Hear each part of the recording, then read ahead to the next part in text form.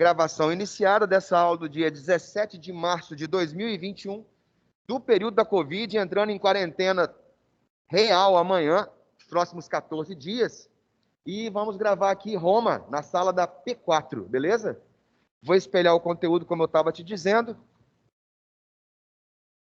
Vamos lá, essa aqui. Aí que nós paramos na aula passada. Falei para vocês que essa fase do Império Romano, a ideia era fazer o mar Mediterrâneo se tornar o que os romanos chamavam de Mare Nostrum, ou seja, nosso mar. Se observa então que eles vão passar a ocupar a parte norte do mar Mediterrâneo, mas os camaradas têm um inimigo em potencial no norte da África, né? Que é Cartago, os cartagineses, também chamados como povos medos, beleza? E aí, meu velho, o que vai acabar acontecendo? Esses cartagineses, não, medos são os persas, povos medos ou persas.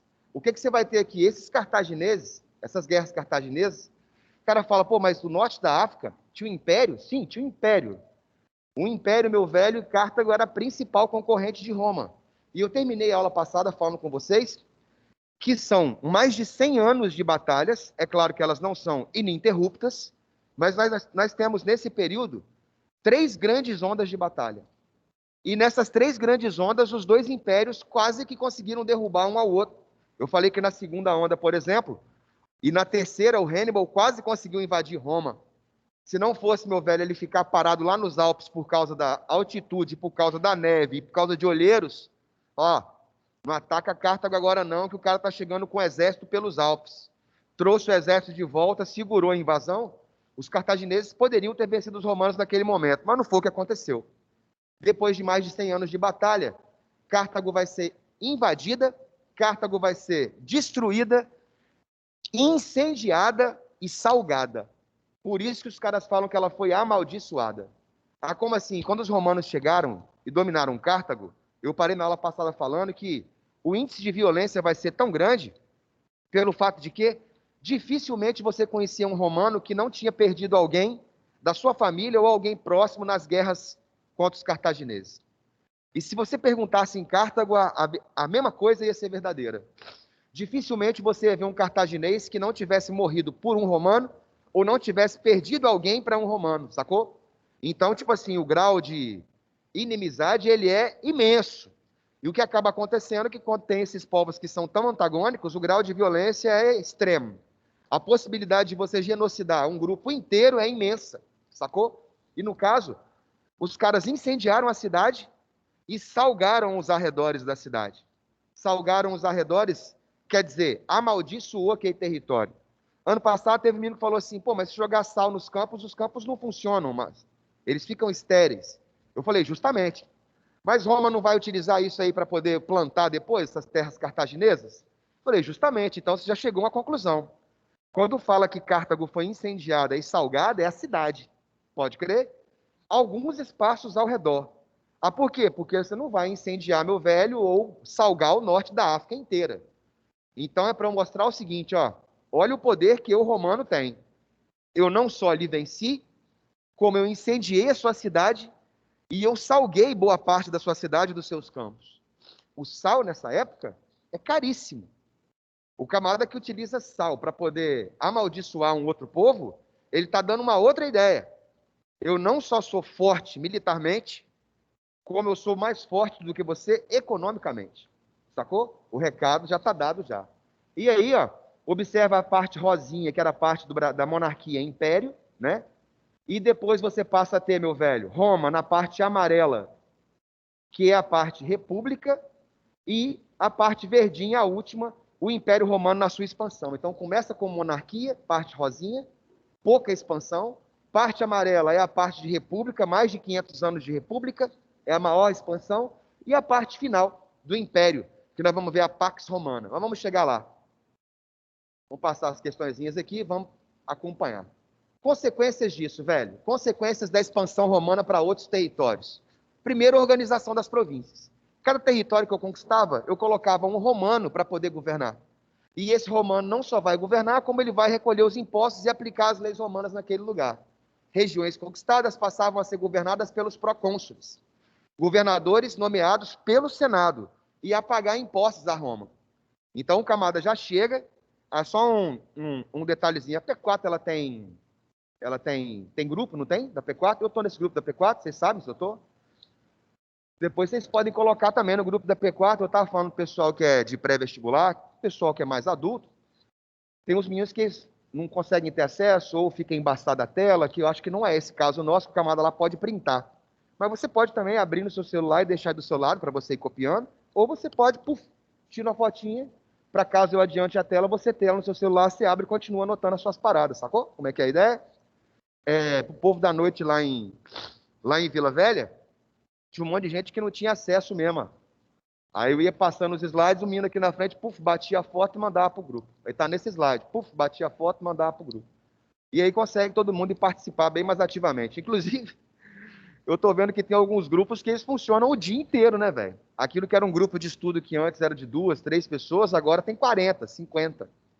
Eu vejo só os caras colocar no grupo assim, a questão tal, da apostila tal, alguém fez? Alguém sabe como é que é? Sempre tem um que vai lá e fala isso, fala aquilo outro. Eu falei, ó, como é que desenvolve a habilidade da galera trabalhar de forma coletiva e estudar em grupo. E não em grupo de 1, 2, 3 pessoas, mas de 40, 50, 100 pessoas. Bastante interessante, achei aquilo. Continuando. Fluxo de riquezas. Fluía das províncias para os cofres de Roma, que permitia o Estado custear os gastos administrativos e militares. Se eu não tiver, é um sistema retroalimentado. Eu preciso de invadir território para eu poder ter mais terra para agricultar e manter o preço dos produtos estáveis. Eu preciso de mais território para ter mão de obra barata, que são os escravos, e da produção dessa mão de obra e dessa terra eu vou ter os impostos que sustentam a força militar de Roma. Então, quanto mais eu expando, mais eu cresço minhas terras, mais eu cresço as minhas riquezas, mais eu cresço a arrecadação, maior vai ser o meu contingente militar para eu continuar expandindo. Por isso que eu falo que é um sistema retroalimentado. Formação de latifúndios, claro, estou conquistando terra, são propriedades imensas e com detalhe, né? Lembra da lei Licínia Sextia, aquela do Ager Publicus? Aquela lei, ela definia que toda a terra conquistada de outro povo deveria ser dividida para a população romana. Então, o povo romano vai apoiar os processos de guerra contra outros povos, porque o povo vai pensar assim, não, se só vai ter terra se conquistar de outro, eu apoio a expansão. Só que quando os caras apoiavam a expansão, ela acontecia, mas na hora dele receber o pedaço de terra dele, não recebia. Aí você fala, por quê? Porque quem vai ficar com esse pedaço de terra vão ser os patrícios, sacou? Então, tá na lei que você é igual ou tem acesso é uma coisa. Na vida real, aquilo realmente acontecer é outra completamente diferente. Consolidação do modo de produção escravista. Aumentou o número de escravos e aumentou muito. Você tem uma leve ideia? No auge da chegada de escravos em Roma, chegou diariamente, a média, hein? 40 mil escravos dia. 40 mil. Aí você fala, cara, mas 40 mil escravos dia, escravo para tudo, escravo para tudo. Tudo que você imaginasse tinha um escravo fazendo uma tarefa. Desde serviços domésticos a trabalhos pesados ou a trabalhos que exigiam um grau de habilidade ou intelectualidade. Sacou? Advogados, magistrados, professores, engenheiros, esses caras também vão ser escravos? Vão. Eu conquisto outro povo que tem profissionais desse gabarito. E eles passam a trabalhar para mim. Você tem escravo de sexo. Você tem escravo que vai te abanar durante o sexo. Tem uma série que chama Roma, das antigas, mas é massa a série. Você tem que ver a mulher dar um escravo de presente para outra. Aí ela dá o escravo de presente para outra, é quando você vai vendo, porque você acha que a nossa sociedade é perniciosa, que a nossa sociedade é promíscua, na verdade. E a gente vive na putaria, né? Não faz ideia desses caras aqui, ó. Aí você fala, por quê? Porque o grau de promiscuidade na sexualidade dos romanos, meu velho, era imenso, sacou? E aí a mulher recebia um escravo de presente, um escravo de sexo, e ela ia transar com ele, e tinha um escravo abanando, o outro colocando água na boca dela, o outro buscando uma garrafa de vinho, e por aí vai. Para tudo, absolutamente tudo se tinha. Degeneração da plebe, por quê? Pequenos proprietários não produziam o suficiente para se manter. Então você imagina que você é um plebeu e você tem um pequeno pedaço de terra. Aí você produzia milho, você vendia esse milho na feira e com o dinheiro você comprava as outras coisas para você sobreviver. Você não consegue mais. Aí você fala, por quê? Porque a sua pequena propriedade de milho, não vai produzir milho barato o suficiente para concorrer com a grande latifúndio que tem mão de obra escrava. Aí eu sou um patrício, tenho um latifúndio, tem mão de obra escrava, produz o milho que é muito mais barato do que o seu. Você vai conseguir vender o seu milho na feira? Não vai, o meu que vai. Então, mais pobre você vai ficando. Perdiam suas terras para os patrícios. Ah, porque não consegue vender, não consegue viver, pega emprestado. Pega emprestado, não pagou, eu tomo sua terra. Não resistiram à concorrência dos cereais importados das províncias, como eu te disse, eram muito mais baratos, beleza? E é claro, pão e circo, essa é famosíssima. E o que seria o pão e circo? O empobrecimento da plebe, ele vai se tornar imenso. E o povo, velho, e você vai observar isso na população brasileira e em qualquer outra. Às vezes eu acho que a população brasileira, ela aguenta mais, sacou? Aguenta mais como? Ela é muito tolerante a muita coisa, muito tolerante. Já tivemos época já de ter uma população mais inflamada. Mas é bastante tolerante. Você vê o preço das coisas, o valor que está, o tanto que sobe, o seu ganho salarial, tudo aumentando e o seu valor de ganho só diminuindo. Você começa a ficar meio bolado, sacou? Você começa a ver a impossibilidade de você sair da crise que você se encontra. E aí alternativas outras começam a aparecer. Os caras passam a fazer um bico para poder sobreviver. Os camadas passam a agir na clandestinidade, vai fazer um tráfico, vai fazer isso, vai fazer aquilo, vai assaltar, vai roubar, vai matar. É só a fome bater na casa do cara, velho. E aí Roma virou uma pandemia louca de violência. Como assim, Ronde? Assaltos, sequestros, estupros e roubos eram totalmente diários. Diários, toda hora tinha uma. Os caras invadiram um celeiro e saqueiam tudo e saem correndo. Tem um carregamento de trigo chegando, vem gente de tudo quanto é canto, só leva, mata até o cavalo da carroça e demole para comer ele na hora. E aí a quantidade de invasões, saques, depredações, incêndios e assaltos, como que você faz para poder dar conta disso? Você tinha que fazer reformas que desse direito à plebe. Isso vai acontecer. Mas não adianta eu só que votar. Não adianta você criar uma lei falando que eu vou ter terra e eu nunca tenho. Tem que ter alguma coisa efetiva para esse povo nesse momento. E nesses momentos de dificuldade extrema, a intervenção do Estado ela pode trazer o público para o lado dela. Exemplo. É claro que nesses momentos nós estamos passando de dificuldade, tem quantidade da população que não consegue ganhar absolutamente nada. E aí vem um auxílio emergencial para o camarada já acha aquilo ali muito substancial. Afinal de contas, eu conheci pessoas lá na roça lá que tinha anos, várias. Ela assim, rapaz, eu nunca ganhei R$ 1.000 na minha vida. Falei, você nunca ganhou R$ 1.000 na sua vida? Não, nunca ganhei R$ 1.000 na minha vida. Nunca ninguém me deu R$ 1.000. Olha o pensamento. Nunca ninguém me deu R$ 1.000. Eu nunca ganhei R$ 1.000 na minha vida. Já era. Aquele cara vai votar em quem fez aquele auxílio, meu velho, por bastante tempo, isso se não for por toda a vida. Mas é claro que ele acaba. E aí ele cobra outro. E mais outro. E mais outro. O que os romanos passaram a fazer? O que o auxílio faz. Vamos dar uma grana para a galera sobreviver nesse momento de dificuldade. Só que nós estamos vivendo uma pandemia, uma coisa real. Aqui, os romanos viviam uma extrema violência. Para eu tirar os caras da rua, então eu faço o quê? Trago eles para o Coliseu, dou festa para eles, regada a pão e vinho. Isso é o pão e circo. Você vai entrar, vai ganhar uma jarra de vinho e vai ganhar um pão. E olha que os romanos comiam basicamente só isso. Um romano alimentado, bem alimentado, comia 1 quilo de pão por dia. Aí você fala, 1 quilo de pão? Essa é a dieta básica dos romanos. Pão. Se você for um camarada que é rico, você vai ter vinho, vai ter azeite, vai ter manteiga, vai ter coalho, vai ter outras coisas. Se você é pobre, é só pão seco e empurrado. Acabou, velho. Lembrando que desse vinho, os romanos quase sempre também batizavam ele. Era meio a meio. Pegavam uma garrafa de vinho e misturavam com meia garrafa de água. Romanos que tinham dinheiro nem água pura bebiam. Só água misturada com vinho. A vida inteira. É um povo bastante diferenciado, sacou? O dia inteiro tomando vinho com água. O dia inteiro. O dia inteiro. E aí, ó. A galera ficava no Coliseu, vendo um estripar o outro, vendo um matar, arrancar a cabeça do outro, batendo palma, tomando um vinzinho e comendo um pãozinho. Enquanto você está ali distraído vendo a televisão, meu velho, o mundo continua a girar, sacou? Homens novos, grupo de plebeus enriquecidos, ó, originando uma carreira militar de comércio, originando cavaleiros, classe equestre dos homens que se formavam. Olha o que é isso aqui. Lembra que eu falei com vocês que Roma passou a expandir? Puxa. Quando Roma começou a expandir, alguns plebeus vão se destacar. Ou em campo de batalha, se destacou no campo de batalha, então você pode ter uma possibilidade de crescimento na carreira militar, ou você cresceu fazendo comércio com essas regiões conquistadas. A maioria deles eram comerciantes, inclusive. Você era um plebeu que passou a fazer o comércio com a província que acabou de ser conquistada, trazer coisas de lá para cá, levar coisas daqui para lá. E ficou rico. E aí? E aí você, plebeu, agora rico, não vai ser mais plebeu. Ah, por quê? Porque agora você é um homem novo. Agora você é um cavaleiro. Ou agora você é um nobilita. Alguns vão chamar esses homens novos de classe equestre. É a mesma coisa. Aí você fala, por quê? Porque você sabia quem era quem no campo de batalha só de olhar. Só de olhar eu já sabia de que categoria social você era.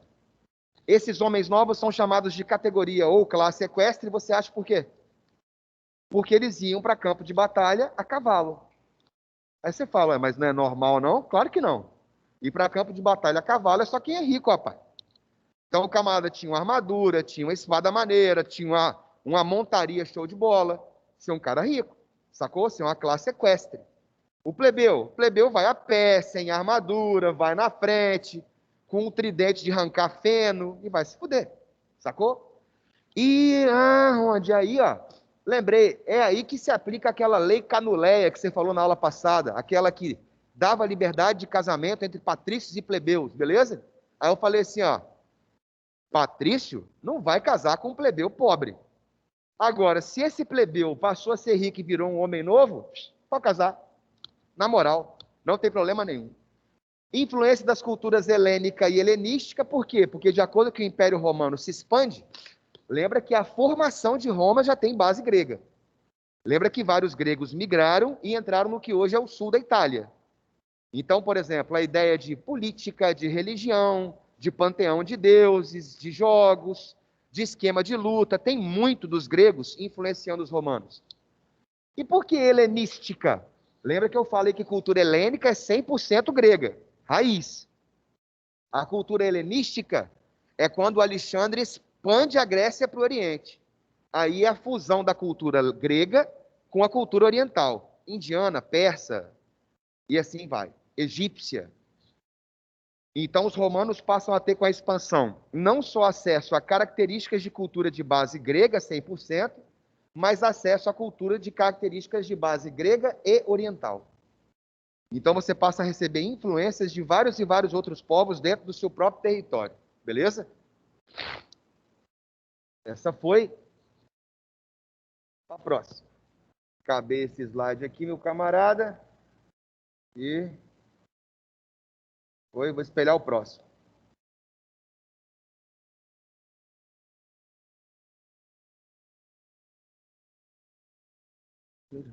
Aqui.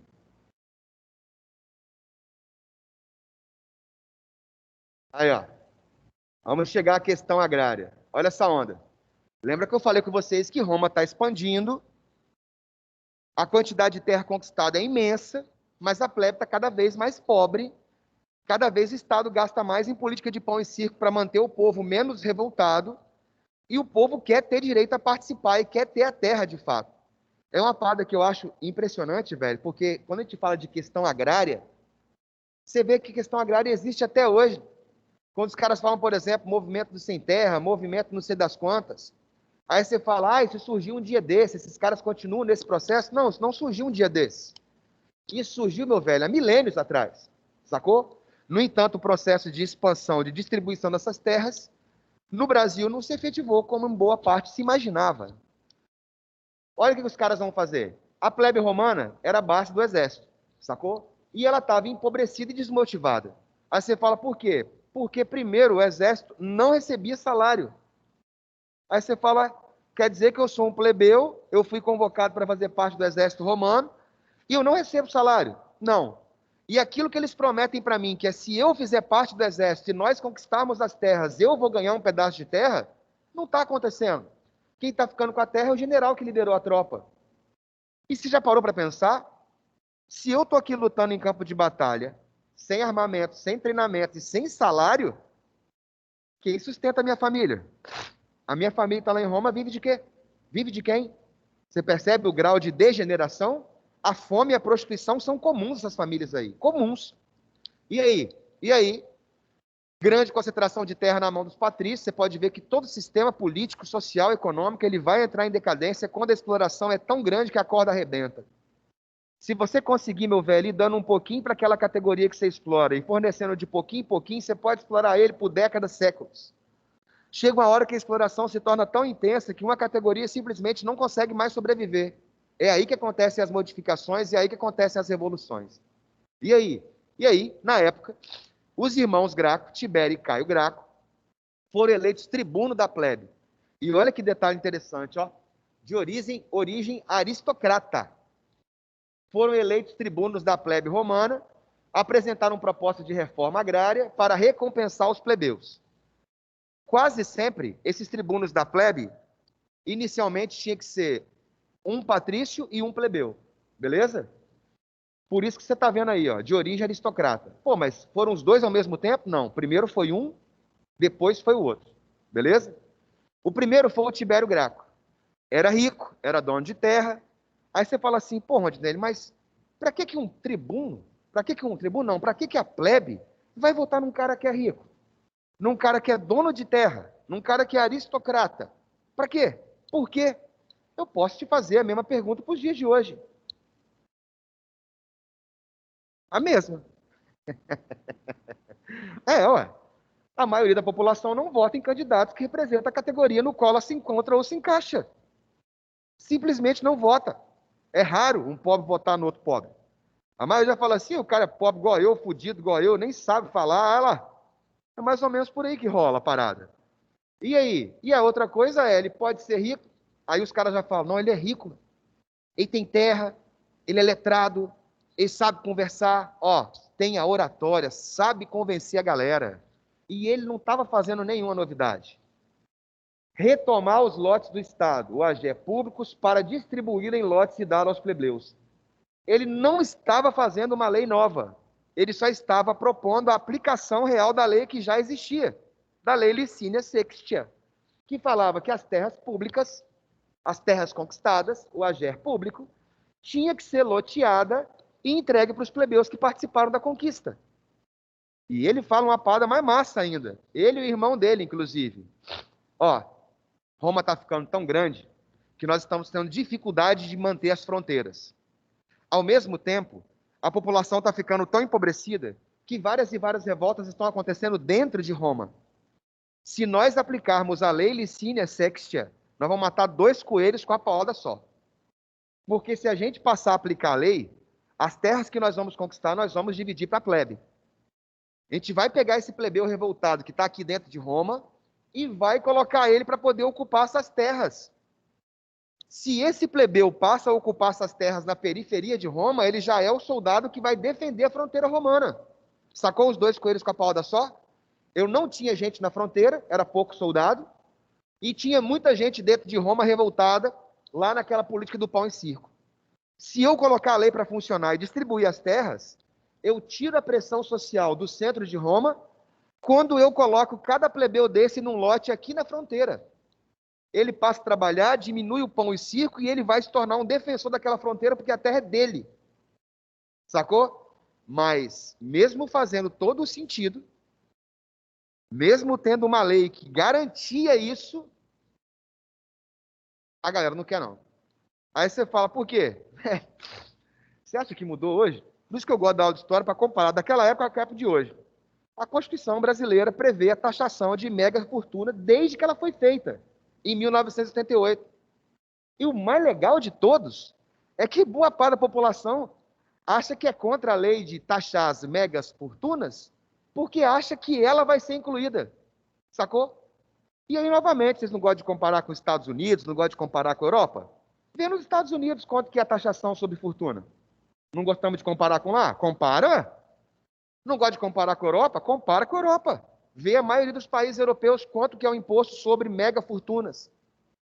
Aí o camarada vai e fala assim, pô, mas aí eu já pago muito imposto, o brasileiro já paga muito imposto, Ronde. Se ele pagar imposto sobre fortuna, ele está fudido. Falei, meu filho, o imposto sobre mega fortuna ia pegar um punhado de gente. Para você ter uma leve ideia, a alíquota seria de quem? Quem? Renda mínima líquida de R$ 36 mil. Pouquíssimas pessoas vão ter isso. Quer dizer, então, que se eu ganhar até 36 mil reais líquido, quer dizer que você ganhou 50 mil reais bruto. Sacou? Aí que você vai ser taxado. É. Quantos brasileiros você acha que tem essa renda aí? Já parou para pensar? Sim? A outra coisa, muitos daqueles que... Brasileiro é esperto pra caralho. Vocês vão entrar na categoria, e boa parte de vocês vão, de fato. Classe média, daquela que consegue, meu velho, dar uma burlada no fisco, tem um monte, você tá ligado? E de médico e de advogado que faz isso, você não faz ideia. Vai no advogado e pergunta se ele vai te dar nota fiscal do serviço dele. A maioria não dá. Fala que você vai fazer uma transferência para poder pagar o honorário dele. Não. E dos médicos? Cada vez mais. Eu falo porque eu vou, com muita frequência. Eu tenho Unimed desde muito tempo, beleza? E tem vários médicos que não atendem mais na Unimed. A pediatra, por exemplo, da minha filha, não atende na Unimed, beleza? E aí, para poder levar ela lá, a consulta é R$ 450. R$ 450 a consulta. Pode pagar no cartão? Não. PicPay? Não. Cheque? Não. Transferência? Não. Só dinheiro vivo. Sem nota. Fala, não, na tora. Rondinelli, dinheiro. Vou te dar só um recibinho ali. Sacou o recibinho que você vê que não tem nada de fiscal, nada de pagar tributo, nada. E você vai no consultório dessa pediatra, meu velho, ela é massa mesmo. Mas igual eu tô te falando, não paga imposto não. Sacou? Já aquele camarada, meu velho, que trabalha em formato CLT, aquele que tem a carteira assinada, esse aí, ó, fudido. Aí você fala, por quê? Porque esse aí, o imposto é recolhido dele na hora que o salário cai na conta, já vai para lá, ó. Então já tem uma galera que não paga imposto. Se você imaginar que aquela dono do banco Itaú, os caras tiveram um lucro, ano de 2020, de mais de 4 bilhões de dólares, que foi distribuído entre os sócios, beleza? Zero de imposto. Zero. Aí eu falo com você, cobra de quem? Só cobra dos mais pobres, só cobra de classe média. Sacou? E classe alta, que eu estou falando que são os multimilionários, é um lugar onde se paga menos imposto, ou um dos que se paga menos imposto no Brasil. Aí os caras falam, ah, mas eles vão fugir para outro lugar. Não vão, não. A porcentagem que vai, meu velho, desses aí é bem pouca e participa muito pouco efetivamente do ganho da sociedade local. Mas vai lá. Sabe o que esse cara fez? Mesma ideia dele sendo maneira, mesma ideia dele, meu velho, aplicada, ia diminuir a pressão, ia defender as fronteiras de Roma. Conspiraram e assassinaram o Tibério. E olha um detalhe, tá? Assassinar um tribuno da plebe era crime grave. Grave. Juntaram os caras e mataram ele. Quem matou ele? Por que matou ele? Ou quem mandou matar ele? Também são perguntas que continuam até os dias de hoje. Sacou? Em outras pessoas também. Quem matou? Por que matou? Ou quem mandou? Mera coincidência, né? Mera coincidência. Levantou, meu velho, defendeu uma bandeira, incomodou grande, tchau. Pior não é isso não, pior que o irmão dele segue a trilha. O Caio Graco também vai ser eleito tribuno da plebe, vai retomar as teses do irmão, para viabilizar a reforma agrária em algumas regiões do exterior, com a criação de colônias agrícolas. Aí um detalhe, né? Esse camarada chegou a falar assim, bicho, nós temos que empossar as pessoas nas terras, porque está na lei. E vai acontecer aquilo que o meu irmão, que foi assassinado, falou que vai acontecer. Diminui pressão e protege fronteira. Os caras não queriam ouvir. Aí ele foi e deu ideia assim, então foi o seguinte, não tem aquelas terras que foram salgadas em Cartago? Já tem tempo que aquelas terras foram salgadas. Vamos fazer reforma agrária lá. Ninguém quer? Vamos fazer reforma agrária lá e vamos colocar os plebeus lá. Não acusaram o camarada de sacrilégio? De que eles queriam levar os romanos para um lugar que foi amaldiçoado, uma terra maldita? Eles vão utilizar qualquer tipo de justificativa ou qualquer beiradinha para servir de argumento para te atacar. Se tem base ou não, não importa. Olha isso. Como é que é? Você quer levar os romanos para aquela terra maldita? Pô, se perguntar aos caras se eles querem terra, não importa onde que é não, rapaz. A maioria vai querer, sacou? E aí? E aí? Aprovou a lei frumentária, a galera ficou puta com a lei frumentária. A lei frumentária reduziu o preço do trigo, né? Ou seja, a base da alimentação tinha que ter um preço tabelado. O povo achou legal? Claro que achou. Quem ficou puto? Dono da terra. Que são os patrícios, que são os senadores, que são os generais. Ah, por quê? Porque quem é dono da terra é que produz o trigo. E se agora o trigo tem um preço tabelado, eu não vou ter o lucro que eu tinha antes. Sacou? Simplesmente isso. E aí? E aí, o nosso camarada Caio foi cercado no Monte Aventino, sabia que ia ser assassinado igual o irmão dele foi, e aí ele cometeu um suicídio político. Ordenou para que um escravo o matasse. É um suicídio político como? O cara pediu, você, meu escravo, vai me trespassar com a espada, beleza? Que era algo comum naquela época. E quando você faz um suicídio político, é muito diferente, tá? Aí você fala assim, por quê? Olha o suicídio do Getúlio Vargas, qual que foi a mudança dele na história do Brasil? O Getúlio Vargas, antes dele se matar, quem ia ganhar a próxima eleição ia ser o DN, quem ia ser o próximo presidente ia ser o Carlos Lacerda, isso se não tivesse um golpe militar correndo junto. Quando ele vai lá e se mata, não tem o DN mais, não tem Carlos Lacerda mais, e o golpe vai ser adiado em 10 anos. Suicídio político. Comove. E o cara tá falando o seguinte, igual o caso do Caio aqui, ó. O que ele tá passando para a população?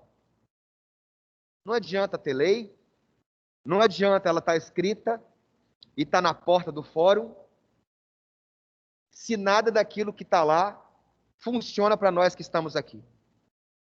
Então, da mesma forma que eu me matei para poder provar isso, vocês têm que se levantar contra isso, sacou? A estratégia é basicamente a mesma. O Getúlio Vargas, no final da carta dele, ele fala: durante toda a minha vida, dei meu suor.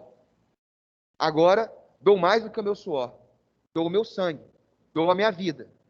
Saio da vida para entrar na história. E é mais ou menos a mesma ideia. O que acontece?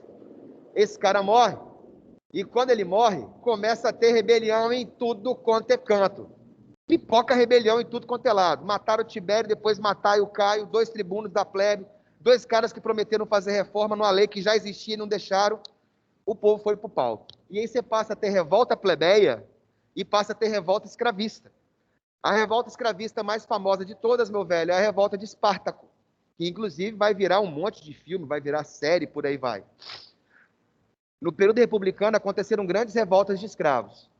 Grande concentração de escravos dos latifúndios e os maus tratos a que eram submetidos. Lembra que eu falei que esses escravos não são escravos por causa de etnia ou de cor. São escravos por domínio militar. Beleza? Então eles são multicoloridos, multinacionais, de multireligiões. E como tinha muito, tipo assim, vai morrendo, vai chegando mais, vai morrendo e vai chegando mais. É um sistema que eu te disse que era retroalimentado.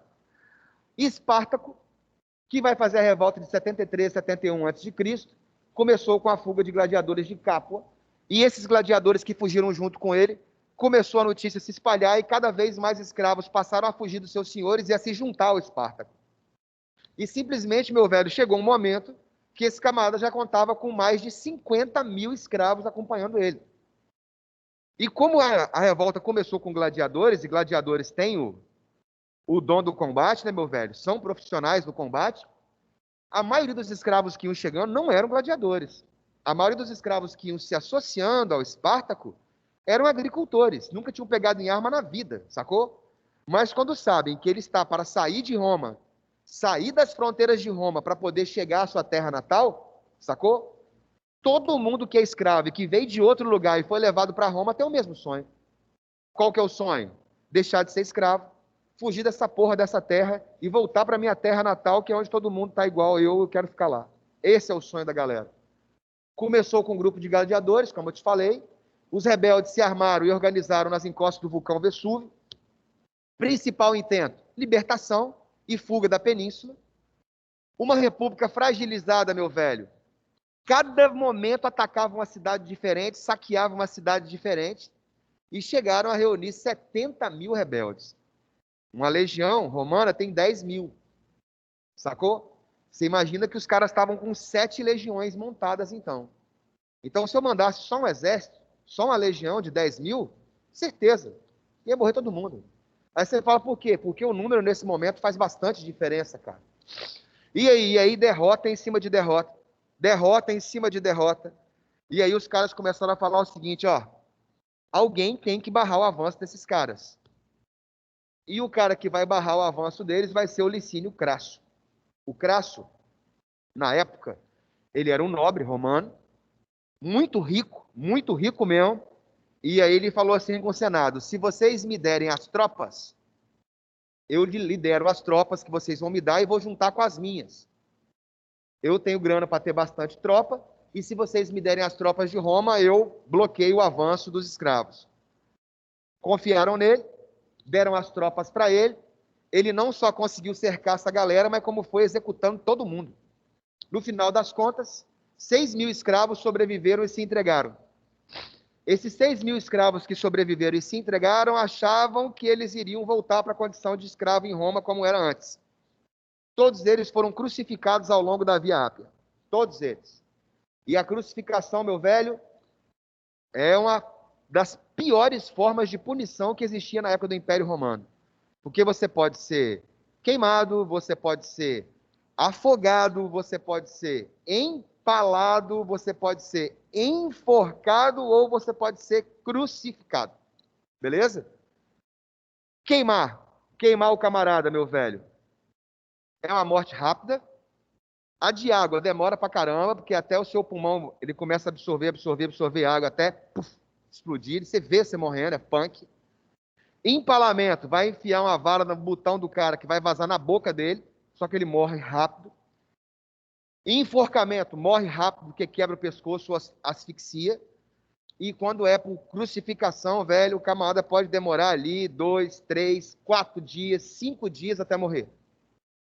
E para quem não imagina qual é que é, você imagina que os caras vão fazer alguma... Se eu quero que a sua crucificação acelere a sua morte, eu quebro algum membro seu. Quebra uma perna, quebra um braço, para poder facilitar a embolia e você morrer mais rápido, sacou? Se eu quero que você morra vagarosamente, eu não vou quebrar nada seu, só vou te pendurar assim. Aí você fala, por que quando pendura o camarada com os braços estendidos para cima, isso mata o cara? Porque só de você ficar assim, você vai sentir o peso do braço para baixo. Mas, na verdade, quando você faz com as mãos para cima nesse ângulo de cruz, você fecha a caixa torácica, sacou? Você fecha. Então, com o passar das horas, a força que o seu pulmão vai fazendo para poder se expandir dentro de uma caixa torácica que não abre mais, vai diminuindo a sua capacidade respiratória. Até chegar um momento que você fica puxando aquele arzinho só assim. Não tem para onde o pulmão ir. Vai fechando. Seu corpo vai pesando, ó, vai fazendo isso, ó, e vai fechando isso aqui. Sacou? E aí você morre por asfixia. Se você quiser acelerar a morte do cara, Cristo, por exemplo, teve a morte acelerada. Quando ele levou uma lançada no pulmão, aquilo vai acelerar o processo de morte do camarada. Embolia e morre mais rápido. Senão você pode ficar lá, naquele sol, meu velho, vendo a sua morte chegar vagarosamente, sacou? E aí, velho? E aí acaba acontecendo o quê?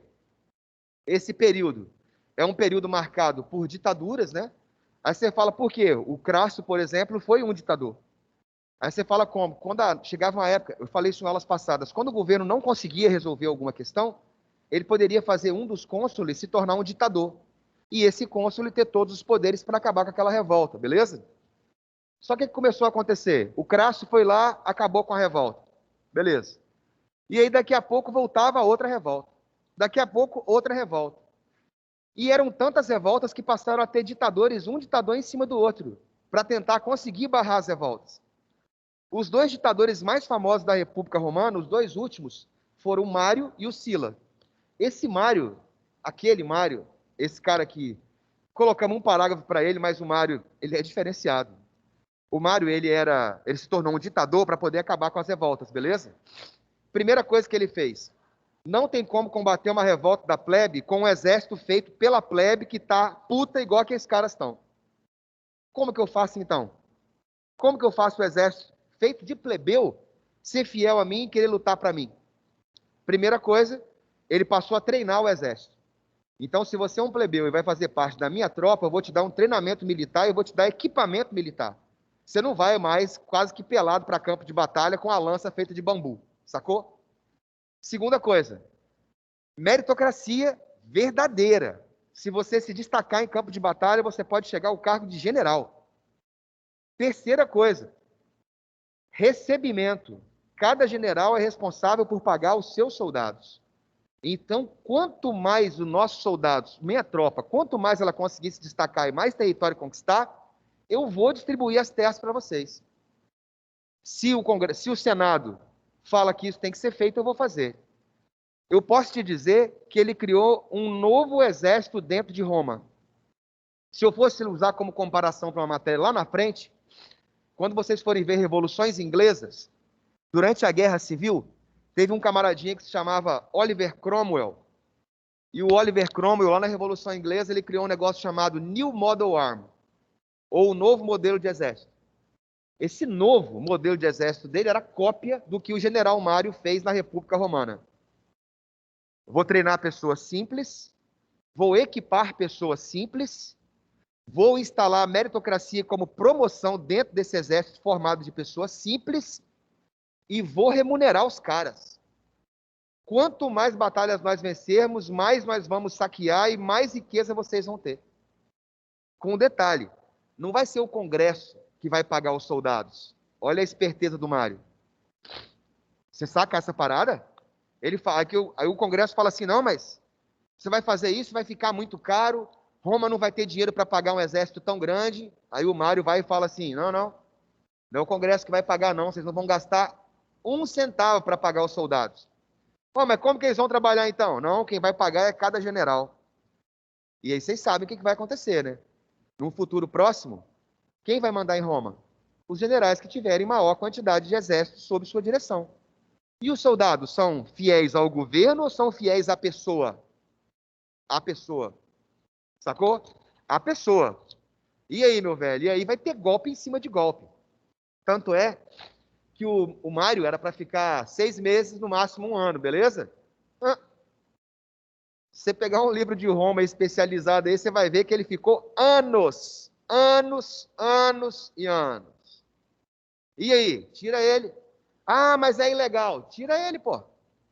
A plebe do lado dele, o exército do lado dele, conseguiu acabar com as revoltas de escravos, conseguiu acabar com as revoltas da plebe. A plebe acha ele massa porque ele dá valor para ela, sacou? Só saiu do poder quando estava velho a um ponto, estava quase morrendo. Para quem não sabe, o Mário é tio do Júlio César. Pode crer? Aquele Júlio César do primeiro triunvirato. E aí, cara, quando o Mário se afastou, que já estava velho, começaram mais revoltas e aí chamaram esse Sila. Esse Sila foi o último ditador a ocupar o cargo. E ele falou assim, ó, vou ocupar o cargo e vou restabelecer o poder para os patrícios romanos. E fez isso mesmo. Não só restabeleceu o poder para os patrícios romanos, como ele passou a perseguir o Mário. O Mário já, pouco tempo depois, morreu. E ele passou a perseguir os parentes do Mário. O primeiro que teve que vazar de Roma foi o Júlio César, que era o parente de Mário, que era mais famoso, era o Júlio César. E aí, meu camarada, na aula que vem nós começamos com os triunviros. E olha lá quem vai ser um dos principais triunviros. Justamente Júlio César. Aí você vê como que é o povo e é a política. Não importa se o camarada foi um ditador, não importa se o camarada roubou, não importa se o camarada passou por cima da Constituição. Para a maior parte da população, o que importa é o momento em que viveu com aquele cara. E se o momento que ele viveu com aquele cara foi o momento que foi mais positivo economicamente ou socialmente, não importa as outras coisas. E quando aquele camarada morre, a população fica órfã, sacou? E passa a procurar alguém que se encaixe. Quando o Mário morre, quem herda a posição do Mário é o Júlio César. E o Júlio César vai fazer igualzinho o tio dele fazia, igual. Vai ser extremamente popular, vai bancar obra pública, vai distribuir trigo, vai distribuir moedas de ouro, sacou? Mas isso aí é tema para a nossa próxima aula. Na próxima aula a gente termina Roma, valeu, galera? Show de bola? E aí entramos na Idade Média. Beijo para vocês. Se não vê-los mais pelos próximos 15 dias, atentos aí onde vocês vão estar, eu pretendo, de fato, subir o Caparaó e ir para a roça. Beleza? Então, nas próximas aulas aí, conforme for, vou mostrar lá o fundo verde para vocês, beleza? Show de bola? Beijo, até mais. Tchau, galera. Parando a gravação.